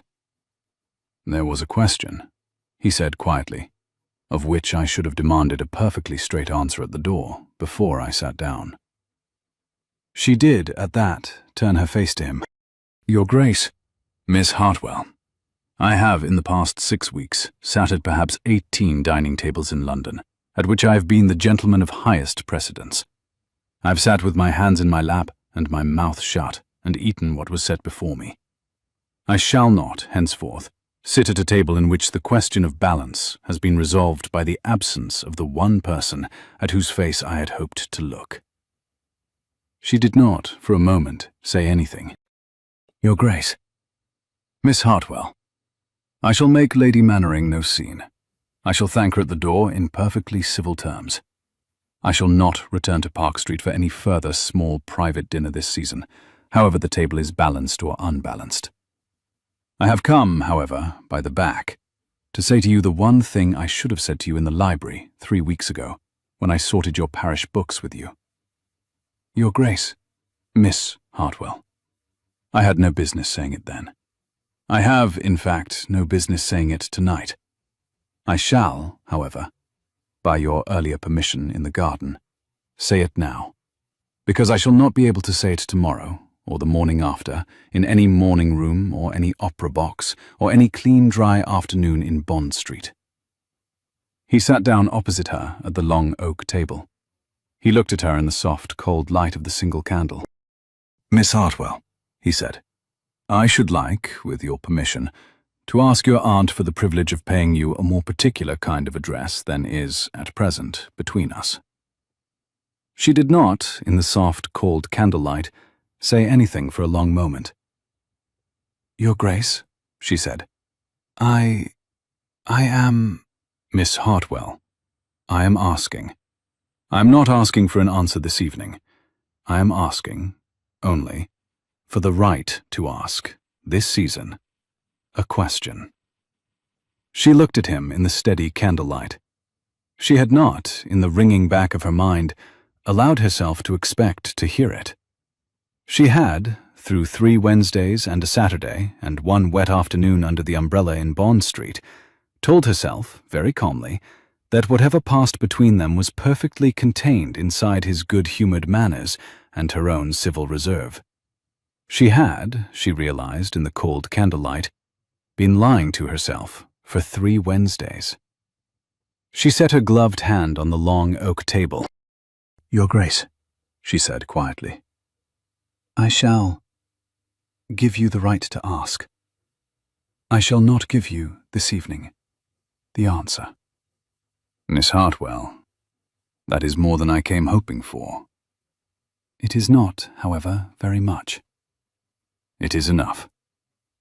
He took up the single brass candle. He did not reach across the long oak table for her hand. He bowed gravely to her in the soft candlelight. He turned. He walked back along the back passage to the front door of Park Street. She heard his step at the door. She heard Mrs. Pell open the door. She heard the soft, particular sound of the door closing behind him. She sat in the dark for a long time. She thought of her father's face on the box of the chaise at Marlborough in 1810, her aunt's hand on her shoulder at the door the morning after, the new black silk umbrella in Lady Mainwaring's drawing-room, and one perfectly straight phrase, I shall be your first subscriber, you understand, that had not yet been said, but that she could already hear. She thought, too, of Lady Maria Carrington's small private alcove. She was, then, quite certain. She was certain in the clean way of a woman who has finally heard a clock chime that she has been listening for since November of 1810. She did not say any of it aloud. She rose. She lit the candle on the long oak table. She walked up the back stairs to her own bedroom. She slept, for the first time in a fortnight, properly through the night. On the Sunday afternoon following the private dinner the Duke of Westbridge took her, with her aunt's correct permission and Cecily Mannering's correct chaperonage, to walk in Kensington Gardens. The day was the bright, clean blue and green of late May. The young chestnut leaves were the pale green of 3 weeks before midsummer. The grass was still soft from dew. There were children with kites at the south end, and a small string quartet practicing in the Italian garden by the fountain. Not many people were walking, for it was the season's last Sunday before Lord Wexford's great summer ball. Cecily Mannering had been given by her mother a particular instruction about distance, and she carried it out with the precise punctilio of a young woman who had been chaperoning her older cousin for 19 days with more enthusiasm than her mother had anticipated.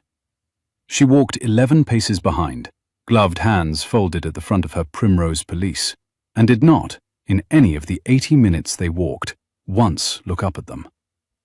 Frederica walked on the inside of the Duke's arm. They did not, for the first 10 minutes, speak. They walked the long chestnut avenue together at the perfect quiet pace of two people who had agreed in advance that the walk itself was the conversation. At the bench by the south end of the avenue, the Duke paused and asked gently whether she would care to sit. They sat.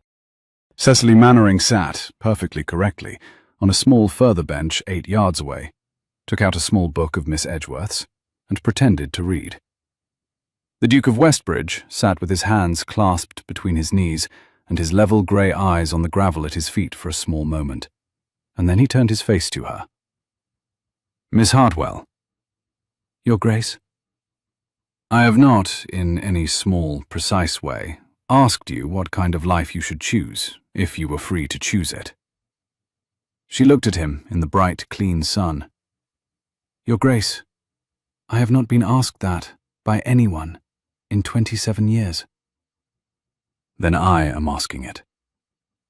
She thought, in the bright, clean sun, for a long moment. "I should like," she said at last, "to open a circulating library in Bath." He did not, for a moment, say anything. He only looked at her with the steady attention with which he had read the inside corner of a child's primer in a back library 3 weeks before. A circulating library. In one of the streets behind the pump room. 3 rooms, the front for the lending desk, the middle for the children's books, the back for the older novels and the periodicals.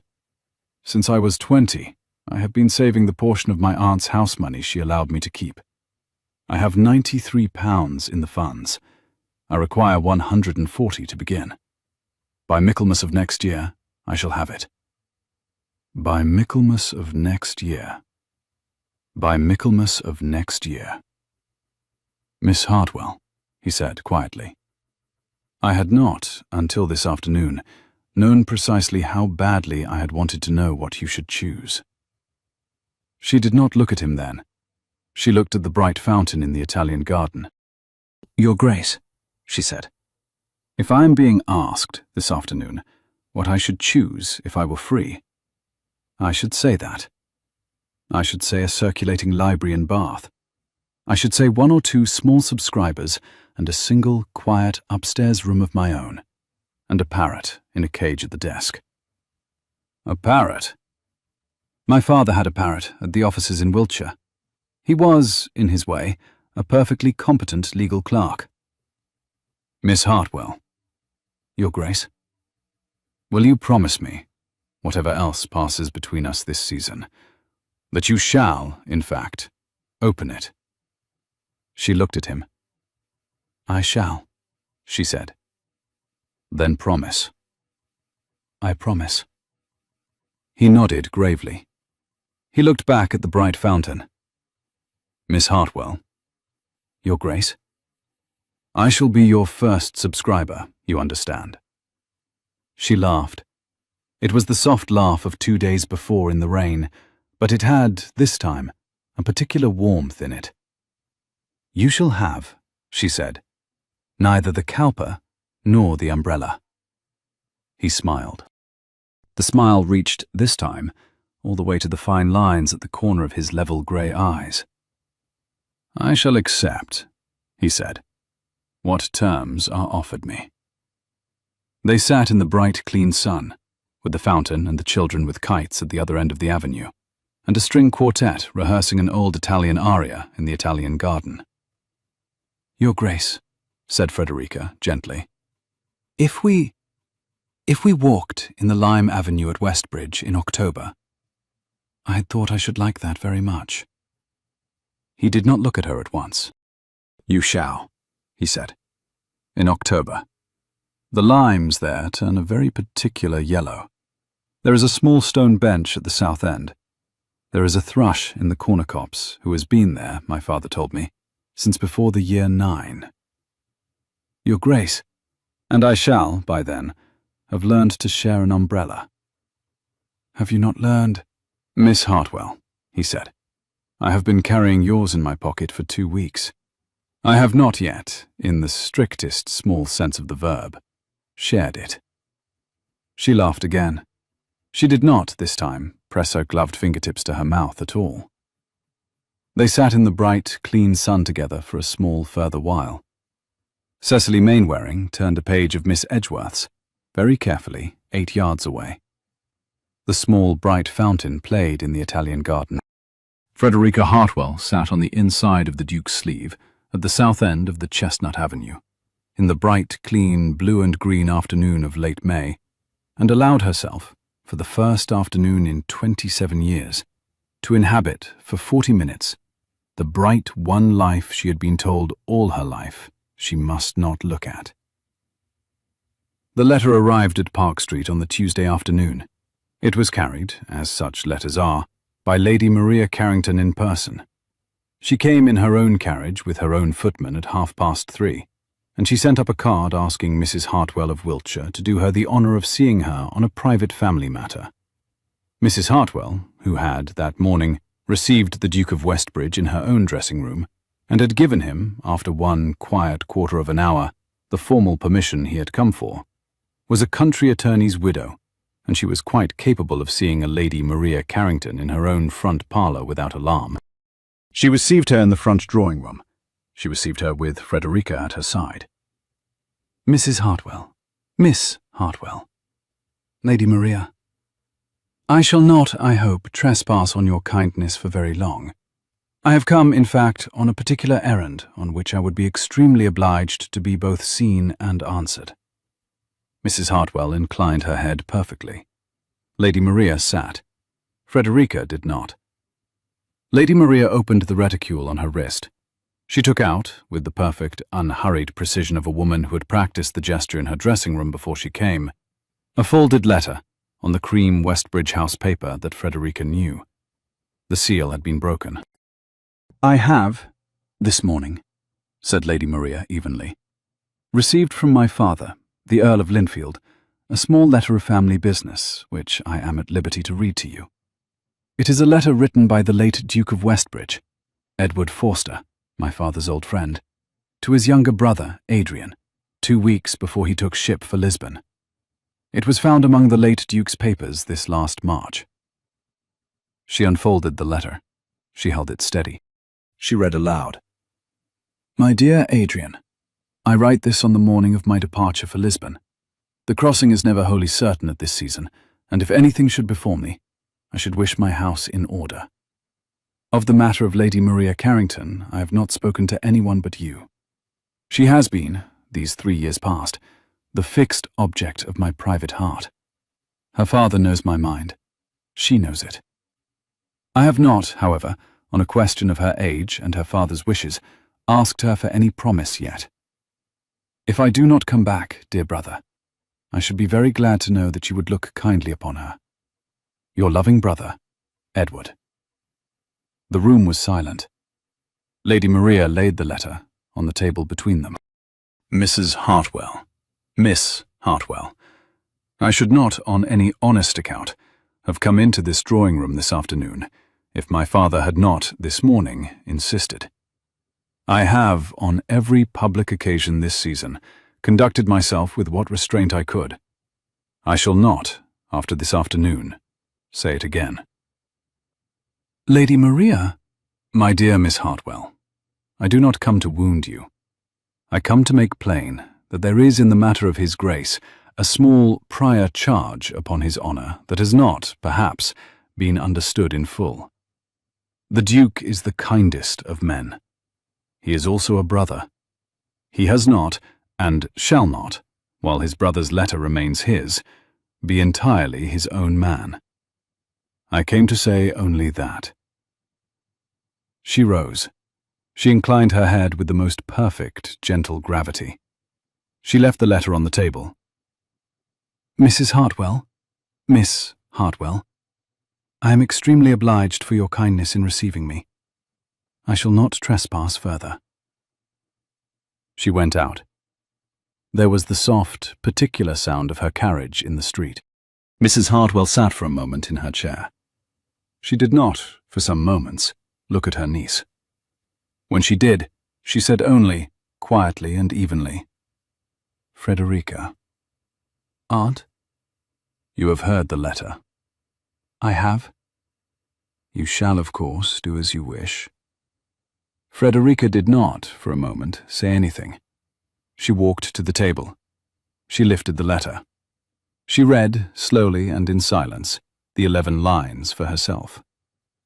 The letter was, unmistakably, in the hand of a man brought up to that hand. The Westbridge bookplate watermark was unmistakable. The October date was unmistakable. The phrasing, "the small fixed object of my private heart," was the phrasing of a man who had been brought up by the same tutor as his younger brother. She set the letter down on the table. "Aunt," she said quietly, I am going to write a small letter. To His Grace. To His Grace. Frederica. Aunt, I shall not be long. I shall not say to him what I have heard. I shall write only that I have, on reflection, reconsidered. Frederica, child, sit down for one moment. Aunt, if I sit down for one moment, I shall not write the letter. I should be extremely obliged if you should leave me in the back library for half an hour. Mrs. Hartwell, who in 26 years had never refused her niece anything that her niece had asked in that precise voice, rose, set her hand on Frederica's shoulder once, briefly, and went out. Frederica walked into the back library. She sat down at the writing desk, the one she had not, in the cold candlelight of the private dinner, allowed herself to sit at. She took up a clean sheet of cream paper. She dipped the quill. She wrote, in the steady hand she had used for 13 years for letters of cool civility to her aunt's old correspondence.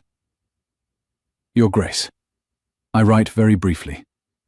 I have reconsidered the kindness I offered you in Kensington Gardens, and I find that I am not, after all, in any position to allow you to ask any further question of me this season. I shall not trouble you with my reasons. I am extremely obliged for every kindness you have shown me, and I shall consider myself, for the remainder of my life, your devoted and respectful well-wisher. F. Hartwell. She read the letter through once. She did not, in the cool, clear back of her mind, allow herself to read it through twice. She folded it. She sealed it. She walked into the hall. She rang the bell. Mrs. Pell came. Mrs. Pell, will you be so good as to send this letter to Westbridge House by the next footman? By hand, please, into the house, not to the post. Yes, Miss Hartwell. Mrs. Pell, at once. Yes, miss. Frederica walked back into the back library. She did not sit at the writing desk. She did not sit anywhere. She stood with her back to the long oak table, with her gloved hands clasped, and she did not allow herself to weep. She thought, in the cool back of her mind, that she had been right all along. The Duke had courted her because he was 6 months a duke, and had not yet been allowed to want anything for himself. By Michaelmas, by his brother's hand from a closed sea, he would be obliged to do the right thing by Lady Maria Carrington. And a man so obliged would take what small bright warmth he could from a Kensington Gardens bench beside a country attorney's daughter. She did not, however, weep. She stood with her gloved hands clasped and her face steady at the long oak table, and she looked at the late afternoon sun on the green-bound spine of a child's primer on the side table. She did not, when at last she walked up to her own bedroom, sleep that night either. What Lady Maria did not know was that the Duke had been ready for the letter since March. Edward's letter had been put into Adrian's hand by Garrard on the 3rd. On the 4th, Adrian had written by his own hand to the Earl of Linfield that his brother's letter had been the letter of a man preparing for a crossing, that no engagement had ever existed between Edward and Lady Maria, and that he should be sorry if any misconstruction of it ever reached his own house in a form that might wound a young woman who had done him no wrong. The Earl had written back on the 5th that he considered the matter, on both sides, perfectly closed. Both letters had lain, since then, in the Westbridge attorney's strong-box. Lady Maria knew none of this. She knew only of her father's October letter, and his reluctant Monday permission to do what she liked with a copy. She had concluded, in the King's Theatre alcove 4 weeks before, that the Duke would, in due season, see her interest in the dukedom, and had not allowed for the matter being settled, in May, in a Park Street back library. She rode home with the private knowledge that the country attorney's daughter would do, by the second post, exactly what she had been determined she should do. She had not, however, accounted for the second post. The Duke of Westbridge had been at Westbridge House for the afternoon, with Garrard, the family attorney, on a small tenant matter that had needed his signature. He had returned to Grosvenor Square at 6. Mrs. Pell's footman had delivered the letter at 6:20. He had read it twice. He had stood in the front hall of Westbridge House with the letter in his hand, while Burrows, the silver-haired butler, looked, with the perfectly expressionless face he had worn for 35 years, at the floor. "Burrows. Your Grace. My horse, please. The black. Your Grace. The dinner. Lord Wexford's ball at Burrows. My horse. And send word to Lord Wexford that I shall be at the ball at 9. Your Grace. Burrows, will you also have the carriage of Garrard, the attorney, brought round at once, and ask him to attend me here at 7:30. Your Grace." He went up the soft carpeted stair without taking off his coat. Garrard arrived at 7:30. The Duke received him in the morning room. Garrard left at 8:15, with the key to the strong box and 2 specific instructions. By 9:15, the fair copies of the Duke's letter to the Earl of Linfield of the 4th of March and the Earl's reply of the 5th were folded inside the breast pocket of the Duke's evening coat. He arrived at Lord Wexford's ball in Berkeley Square at 9:12. Lady Mannering, Mrs. Hartwell, Sir Henry Mannering, Cecily Mannering, and Frederica Hartwell had arrived at the same ball at 9. Frederica had not wished to come. Frederica had been, by her aunt, gently and perfectly inflexibly required. She wore the cream silk gown that she had been keeping for her aunt's first formal evening of the autumn assembly at home. She wore her mother's cameo brooch. Her dark hair was coiled at the nape, under a single small twist of white narcissus that Cecily had pressed into her hand at the door of Park Street without a word. She had been at the ball 40 minutes when the Duke of Westbridge walked in. The room was perhaps 80 couples deep. The chandeliers were full of fresh wax candles. The orchestra was playing the first set of country dances under the long mirror at the far end. The Earl of Linfield was at the door of the first card room. Lady Maria Carrington, in pale gold satin, with 3 small pearl combs in her honey-coloured hair, was placed beside her father. The Duke of Westbridge crossed the ballroom in 8 perfectly even paces, and stopped at the door of the first card room before the Earl. "Lord Linfield, Lady Maria, I am extremely obliged for the kindness of an immediate quarter of an hour. In the antechamber at your right, if you would be so good." The Earl of Linfield, who was a man of steady judgment when his daughter's small private machinery was not at work, bowed gravely and entered the antechamber. Lady Maria, who was a young woman of perfectly disciplined manners, followed her father. The Duke of Westbridge closed the door of the antechamber behind them. He did not raise his voice. He spoke for perhaps 3 minutes, in the same level, quiet, courteous voice with which he had once, in a back library, asked a country attorney's daughter what kind of life she should choose. He produced, from the breast pocket of his evening coat, 2 folded letters and set them on the green baize card table. "Lord Linfield, Lady Maria. My brother's letter, of which a copy was this afternoon read aloud in Park Street, was answered on the 3rd of March. These 2 letters are my reply of the 4th and your acknowledgement of the 5th. I have, since then, considered the matter perfectly closed. I shall be obliged, Lady Maria, if you would write, by your own hand, by the second post, to Mrs. Hartwell, and inform her that any further construction placed upon Edward's letter is without ground."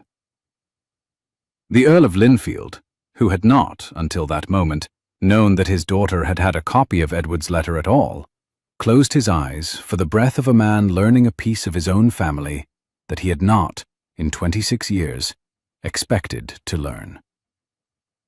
Lady Maria did not, for a long moment, say anything.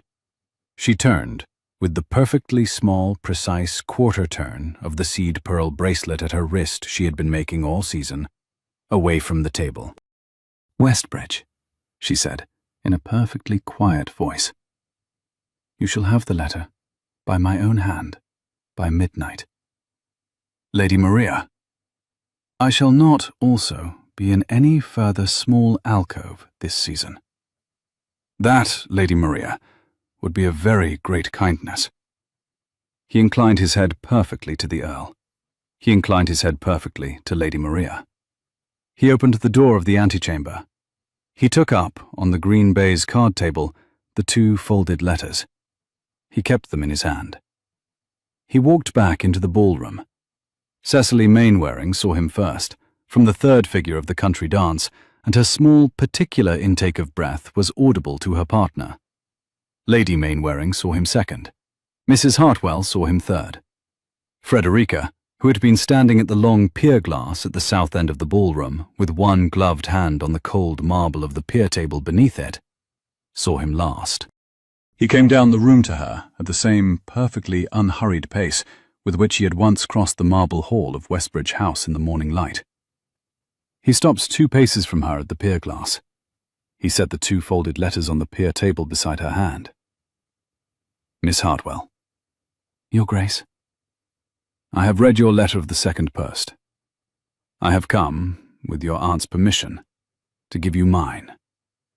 The whole of the south end of the ballroom, 8 couples, 2 dowagers, 3 of Lady Mainwaring's particular friends, Sir Henry Mainwaring on his way to the card-room, was now, with the perfectly trained discretion of a London ballroom, watching them while pretending not to. Frederica did not look at the letters. She looked at his face. "Your Grace." "Miss Hartwell. On the table beside your hand is the fair copy of the answer I wrote to the Earl of Linfield on the 4th of March, the morning after Garrard delivered to me the letter you heard read in Park Street this afternoon. I have also the Earl's acknowledgement of the 5th of March that no engagement exists between his house and mine. I should be obliged if you would read aloud, for me, 1 line of each, what is written there." She did not, for a moment, move her hand. She took up the first letter. She unfolded it. She read, in a small, clear, steady voice that perfectly carried to the 8 couples and the 2 dowagers and the 3 particular friends.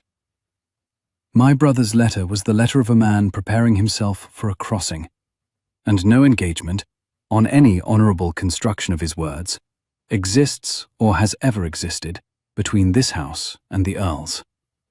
Westbridge, 4th March." She set the letter down. She took up the second. She read, in the same small, clear, steady voice, "The matter is, on both sides, considered perfectly closed. Linfield, 5th March." She set the second letter down. She did not for a moment look up at him. "Miss Hartwell." "Your Grace." "Will you do me the honour of stepping into the library of this house for 5 minutes? Cecily Mainwaring is on her way at this moment to fetch your aunt from the card-room. They shall meet us at the door of the library." Cecily Mainwaring, in fact, had already crossed the ballroom to the card-room door. Mrs. Hartwell came out of the card-room on Cecily's arm. They walked at a perfectly composed pace toward the door of the library at the southeast corner of Lord Wexford's house. The Duke of Westbridge offered Frederica Hartwell his arm at the pier glass. She did, after a small breath, take it. They walked through the 8 watching couples of the south end of the ballroom, and the 2 dowagers and the 3 particular friends, in perfectly composed silence, to the door of the library. Mrs. Hartwell and Cecily were already at the door. They went in. The door was closed behind them. The small library at Lord Wexford's was a low, quiet, panelled room, with 1 bow window opening on Berkeley Square. The candles had been lit. The fire was low. The bookcases ran from floor to ceiling on 3 walls. There was a single great soft Aubusson carpet in the centre of the floor. The Duke of Westbridge took Frederica Hartwell's hand at the centre of the carpet. He did not kneel. He did, however, turn slightly to face her, with her gloved hand in his. Miss Hartwell, I have not, in 6 months, had the impertinence to want anything at all. I had been 6 months too busy being the Duke of Westbridge to be a man. I came into Park Street 3 weeks ago to ask only that you should let me know when, if ever, the day came that I might ask a question. I have not, in 3 weeks, had the courage. I shall ask it now. Your Grace, Miss Hartwell, will you marry me? She looked at him in the soft, small candlelight. Her aunt stood by the bow window with her gloved hands folded. Cecily Mainwaring stood at the door with her dark eyes very bright. Your Grace, Miss Hartwell, I am asking. I should be very sorry to be told I have asked too late.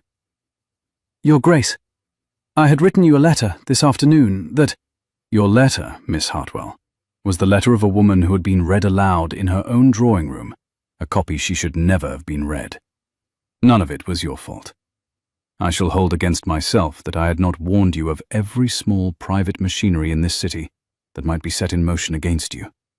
I shall hold against myself that I had to learn, by the second post of a Tuesday afternoon, how badly I had loved you, before I had said the word in your hearing. He did not, for a moment, say anything more. She did not, for a moment, say anything. Your Grace, Miss Hartwell, I shall need you, she said quietly, to learn to share an umbrella. Miss Hartwell, I have begun. You have not, in fact, begun.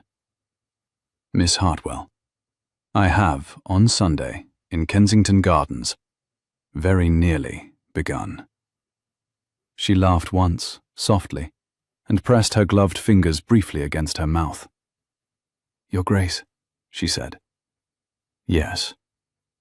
He raised her gloved hand. He pressed his mouth gravely to the inside of her gloved wrist, exactly above the ink-stained cuff she had been smoothing with her right thumb since the morning she had been 14. Mrs. Hartwell, who in 26 years had not embraced her niece, crossed the Aubusson carpet from the bow window in 3 perfectly composed paces and took her niece into her arms. Cecily Mainwaring closed the door of the library behind herself, so that none of the 8 couples, or 2 dowagers, or 3 particular friends at the south end of the ballroom should overhear the next half hour. It was the 2nd of September. Frederica walked up the Lime Avenue at Westbridge in a plain, dark travelling gown of clean amber wool, with the soft autumn yellow of the limes turning above her, and the thrush in the corner copse singing clear in the bright afternoon.